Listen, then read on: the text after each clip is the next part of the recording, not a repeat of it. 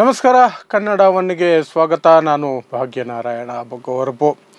ನಿಮಗೆ ಈ ಮೊದಲೇ ಒಂದು ವಿಡಿಯೋ ಮಾಡಿದ್ದೆ IIT ಬಾಬಾ ಕುರಿತಾಗಿ. IIT ಬಾಬಾ ಒಂದು TV ಸ್ಟೇಷನ್ಗೆ ಹೋಗಿ ಅಲ್ಲಿ ರಾದ್ಧಾಂತ ಆಗಿ ಅದು ಸುದ್ದಿಯಾಗಿತ್ತು. ಆ ಹಿನ್ನೆಲೆಯಲ್ಲಿ ಒಂದು ವಿಡಿಯೋ ಮಾಡಿದ್ದೀವಿ. ಇವತ್ತು ಹೊಸದಾಗಿ ಬಂದಿದೆ IIT ಬಾಬಾ ಜೈಪುರ, ರಾಜಸ್ಥಾನದ ಜೈಪುರದ ಒಂದು ಹೋಟೆಲ್ನಲ್ಲಿ ಗಾಂಜಾ ಜೊತೆ ಸಿಕ್ಕಿ ಹಾಕಿಕೊಂಡಿದ್ದಾನೆ. ಆತನನ್ನು ಬಂಧಿಸಿದ್ದಾರೆ ಪೊಲೀಸರು. ಆದರೆ ಆಶ್ಚರ್ಯ ಏನು ಗೊತ್ತಾ, ಬಂಧಿಸಿದ ಕೆಲವೇ ಹೊತ್ತಿನಲ್ಲಿ ಆತನಿಗೆ ಜಾಮೀನು ಕೊಟ್ಟು ಪೊಲೀಸರೇ ಬಿಟ್ಟು ಕಳಿಸಿದ್ದಾರೆ. ಇದು ನಮ್ಮ ದೇಶದಲ್ಲಿ ಧರ್ಮದ ಹೆಸರಿನಲ್ಲಿ ಇರುವಂತಹ ಪವರ್. ನೀವು ಸಾಮಾನ್ಯ ಪ್ರಜೆ ಯಾರಾದರೂ ದಾರಿ ಹೋಕರೋ ಯಾರೋ ಒಬ್ಬರು, ಅದರಲ್ಲೂ ವಿಶೇಷವಾಗಿ ಅಲ್ಪಸಂಖ್ಯಾತ ಸಮುದಾಯದವರು ಅಥವಾ ದಲಿತ ಹುಡುಗರು ಏನಾದರೂ ಗಾಂಜಾ ಜೊತೆ ಸಿಕ್ಕಿದ್ದಿದ್ರೆ ಅವರು ಎಷ್ಟೆಲ್ಲ ಪರಿಪಾಟ್ಲು ಪಡಬೇಕಾಗಿತ್ತು, ಏನೆಲ್ಲ ಅವಸ್ಥೆ ಅನುಭವಿಸ್ಬೇಕಾಗಿತ್ತು. ಆದರೆ ಇವನಿಗೆ ಸ್ಟೇಷನ್ ಬೇಲ್ ಸಿಗುತ್ತೆ, ಪೊಲೀಸರೇ ಬೇಲ್ ಕೊಟ್ಟು ಕಳಿಸ್ಕೊಡ್ತಾರೆ. ಕೇಳಿದ್ರೆ ಸಣ್ಣ ಪ್ರಮಾಣದಲ್ಲಿತ್ತು, ಹಾಗಾಗಿ ಅವನಿಗೆ ಬೇಲ್ ಕೊಟ್ಟಿದ್ದೀವಿ, ಕೇಸಾಗಿದೆ, ಬೇಲ್ ಕೊಟ್ಟಿದ್ದೀವಿ ಅಂತ ಪೊಲೀಸರು ಹೇಳ್ತಾರೆ, ರಾಜಸ್ಥಾನದ ಪೊಲೀಸರು. ಸೊ ಏನಿದು ಘಟನೆ ಅಥವಾ ಈ IIT ಬಾಬಾ ಯಾರು ಅನ್ನೋದನ್ನು ಮತ್ತೆ ಹೇಳೋದಾದರೆ, IIT ಬಾಬಾ ಅನ್ನುವಂತಹ ಒಂದು ವಿಚಿತ್ರ ವ್ಯಕ್ತಿ ಕುಂಭಮೇಳದ ಸಂದರ್ಭದಲ್ಲಿ ಎಲ್ಲರಿಗೂ ಪರಿಚಿತನಾದ. ನಮ್ಮ ಮಾಧ್ಯಮದವರು ಇಂಥವ್ರನ್ನ ಹುಡುಕ್ತಾ ಇರ್ತಾರೆ. ಅವನಿಗೆ ಯಾಕೆ IIT ಬಾಬಾ ಅಂದರೆ, ಅವನು IIT ಬಾಂಬೆಯಿಂದ ಗ್ರ್ಯಾಜುಯೇಷನ್ ಮುಗಿಸಿರ್ತಾನೆ, ಇಂಜಿನಿಯರಿಂಗ್ ಮಾಡಿರ್ತಾನೆ, ಏರೋಸ್ಪೇಸ್ ಇಂಜಿನಿಯರಿಂಗ್ ಕೆಲಸನೂ ಮಾಡ್ತಿರ್ತಾನೆ, ಕೈ ತುಂಬ ಸಂಬಳ ಏನೇನೋ ಇತ್ತಂತೆ. ಅದೆಲ್ಲವನ್ನು ಬಿಟ್ಟು ಸಾಧು ಆಗಬೇಕು ಅಂತ ಕುಂಭಮೇಳಕ್ಕೆ ಬಂದಂತೆ ಅಲ್ಲಿ ಜುನಾ ಅಖಾಡ ಅನ್ನುವಂತಹ ಒಂದು ಅಖಾಡದ ಸದಸ್ಯನಾಗ್ತಾನೆ. ಆ ಅಖಾಡವು ಸಹ ಅವನನ್ನು ಆ ನಂತರ ಉಚ್ಚಾಟನೆ ಮಾಡಿಬಿಡುತ್ತೆ. ಅವನ ನಡವಳಿಕೆ ಸರಿ ಇಲ್ಲ, ಗುರುಗಳನ್ನೇ ಬೈತಾನೆ ಅಂತ ಅವನನ್ನು ಉಚ್ಚಾಟನೆ ಮಾಡಿದ್ರು. ಹುಚ್ಚುಚ್ಚಾಗಿ ಆಡುವಂತಹ ಅವನು ಭಾರತ ಪಾಕಿಸ್ತಾನ ಚಾಂಪಿಯನ್ಸ್ ಟ್ರೋಫಿ ಪಂದ್ಯದ ವೇಳೆ ಒಂದು ಭವಿಷ್ಯವನ್ನು ನುಡಿತಾನೆ. ಭಾರತ ಸೋತು ಹೋಗುತ್ತೆ, ಪಾಕಿಸ್ತಾನ ಗೆಲ್ಲುತ್ತೆ ಅಂತ.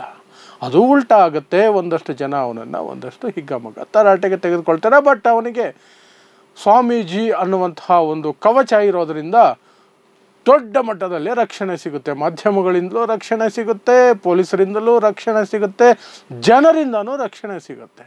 ಅದೆಲ್ಲ ಮುಗಿಸ್ಕೊಂಡು ಮೊನ್ನೆ ಅದು ಯಾವುದೋ ನ್ಯೂಸ್ ನೇಷನ್ ಅನ್ನುವಂತಹ ಟಿವಿಗೆ ಡಿಬೇಟಿಗೆ ಹೋಗಿ ಅಲ್ಲಿ ಬೇರೆ ಸಾಧುಗಳ ಕೈಯಲ್ಲಿ ಒಂದಷ್ಟು ಚೆನ್ನಾಗಿ ಬೈಸ್ಕೊಂಡು ಹಲ್ಲೆ ಆಯಿತು ಅಂತ ಆತ ಆರೋಪ ಮಾಡ್ತಾನೆ. ಬಟ್ ಪೊಲೀಸ್ ಕಂಪ್ಲೇಂಟ್ ಕೊಡೋದಿಲ್ಲ, ಏನೇನೋ ನಡೆಯುತ್ತೆ. ಅದ್ರ ಬಗ್ಗೆ ವಿಡಿಯೋ ಮಾಡಿದ್ದೀನಿ, ನೀವು ಟೈಮ್ ಲೈನಲ್ಲಿ ಹೋಗಿ ಅದನ್ನು ಬೇಕಾದ್ರೆ ಚೆಕ್ ಮಾಡ್ಕೋಬೋದು. ಇವತ್ತೇನಾಯಿತು, ಇವತ್ತು ಪೊಲೀಸರು ಒಂದು ಮಾಹಿತಿಯ ಮೇಲೆ ಅಥವಾ ಒಂದು ಸಂದೇಶ ಓದಿ ಗಾಬರಿಯಾಗಿ ಹೋಟೆಲ್ಗೆ ಹೋಗ್ತಾರೆ ಜೈಪುರದಲ್ಲಿ. ಏನು ಸಂದೇಶ? ಇದೇ IIT ಬಾಬಾ ಸೋಷಿಯಲ್ ಮೀಡಿಯಾದಲ್ಲಿ ಹಾಕ್ಕೊಂಡಿರ್ತಾನೆ, ನಾನು ಆತ್ಮಹತ್ಯೆ ಮಾಡ್ಕೊಳ್ತಾ ಇದ್ದೀನಿ ಅಂತ. ಆ ಸೋಷಿಯಲ್ ಮೀಡಿಯಾ ಪೋಸ್ಟ್ ನೋಡಿ ಅವನು ಇರುವಂಥ ಹೋಟೆಲ್ಗೆ ಹೋಗ್ತಾರೆ ಪೊಲೀಸರು. ಹೋದರೆ ಅವ್ರ ಕೈಗೆ ಇವನೇ ಖುದ್ದಾಗಿ ಎತ್ತಿ ಗಾಂಜಾ ಕೊಡ್ತಾನೆ. ಕೊಟ್ಟು, ಗಾಂಜಾ ನಶೆಯಲ್ಲಿದ್ದೆ, ಅದೇನು ಬರೆದಿದ್ನೋ ನನಗೆ ಗೊತ್ತಿಲ್ಲ, ಹಾಗಾಗಿ ಅದರ ಬಗ್ಗೆ ನನಗೆ ಯಾವುದೇ ಮಾಹಿತಿ ಇಲ್ಲ, ನನ್ನನ್ನು ಕೇಳಿದ್ರೆ ಏನು ಹೇಳಲಿ ಅಂತ. ಪೊಲೀಸರು ಗಾಂಜಾ ಇಟ್ಕೊಂಡಿದ್ಯಾ ನೀನು ಅಂತ ಅವನ ಮೇಲೆ ಕೇಸ್ ಬುಕ್ ಮಾಡ್ತಾರೆ. ಆದರೆ ಅದು ಅಲ್ಪ ಪ್ರಮಾಣದ 1.5 ಗ್ರಾಮ್ ಮಾತ್ರ ಇತ್ತಂತೆ, ಹಾಗಾಗಿ ಅವನನ್ನು ನಾವು ಬೇಲ್ ಮೇಲೆ ಬಿಟ್ಟುಬಿಟ್ವಿ ಅಂತ ಪೊಲೀಸವರು ಹೇಳ್ತಾರೆ. ಅದರ ಜೊತೆಗೆ ಈ IIT ಬಾಬಾ ಒಂದು ವಾದವನ್ನು ಮಂಡಿಸ್ತಾನೆ. ಗಾಂಜಾ ಸೇವಿಸೋದು ತಪ್ಪು ಹೇಗಾಗುತ್ತೆ, ಅಪರಾಧ ಹೇಗಾಗುತ್ತೆ? ಇದು ಪ್ರಸಾದ, ದೇವರ ಪ್ರಸಾದ. ಇದನ್ನು ಕುಂಭಮೇಳದಲ್ಲಿ ಸಾಕಷ್ಟು ಜನ ಸೇವಿಸ್ತಾ ಇದ್ರು, ಅವರೆಲ್ಲರನ್ನೂ ಸಹ ನೀವು ಅರೆಸ್ಟ್ ಮಾಡ್ತೀರಾ ಅಂತ ವಾದ ಮಾಡ್ತಾನೆ. ಪೊಲೀಸ್ ಹತ್ರ ವಾದ ಮಾಡ್ತಾನೆ, ಕುಂಭಮೇಳದಲ್ಲಿ ಸಾಕಷ್ಟು ಸಾಧುಗಳು ಇದನ್ನು ಸೇವಿಸ್ತಾ ಇದ್ರು, ಅವರೆಲ್ಲರನ್ನೂ ಅರೆಸ್ಟ್ ಮಾಡಿಬಿಡ್ತೀರಾ ನೀವು, ಇದು ಪ್ರಸಾದ ಇದು ಅನ್ನೋದು ಅವನ ವಾದ. ಎಲ್ಲ ಏನೇನೋ ಆಯಿತು, ಒಟ್ಟಿನಲ್ಲಿ ಬೇಲ್ ಕೊಟ್ಟು ಅವನನ್ನು ಬಿಟ್ಟಿದ್ದಾರೆ. ಇದು IIT ಬಾಬಾನ ಹೊಸ ಒಂದು ಇವತ್ತಿನ ಘಟನೆ. ಇನ್ಮೇಲೆ ಒಂದು ದಿನಕ್ಕೊಂದು ಇರುತ್ತೆ ಅನಿಸುತ್ತೆ. ಯಾಕೆಂದರೆ ಇಂಥವರೆಲ್ಲ ಮಾನಸಿಕವಾಗಿ ಸ್ಥಿಮಿತದಲ್ಲಿ ಇರ್ತಾರೆ ಅಂತ ಹೇಳಲಿಕ್ಕೆ ಬರಲ್ಲ. ತಿಕ್ಕಲಾಗಿ ಆಡೋದ್ರ ಮೂಲಕ ಒಂದಷ್ಟು ಸುದ್ದಿ ಆಗ್ತಾರೆ. ಅದನ್ನು ಈ ಗೋಧಿ ಮಾಧ್ಯಮಗಳು, TRP ದಾಹದ ಮಾಧ್ಯಮಗಳು ದಿನ ಬೆಳಗಾದರೆ ತೋರಿಸಿ ಅವನನ್ನು ಎಲ್ಲೋ ಹೋಗಿ ಕೂರಿಸ್ತಾರೆ, ದೊಡ್ಡ ಎತ್ತರದಲ್ಲಿ ಕೂರಿಸ್ಬಿಡ್ತಾರೆ. ಅವನು ಆ ಎತ್ತರದಿಂದ ತಲೆ ಸುತ್ತಂಗೆ ಆಡ್ತಾನೆ.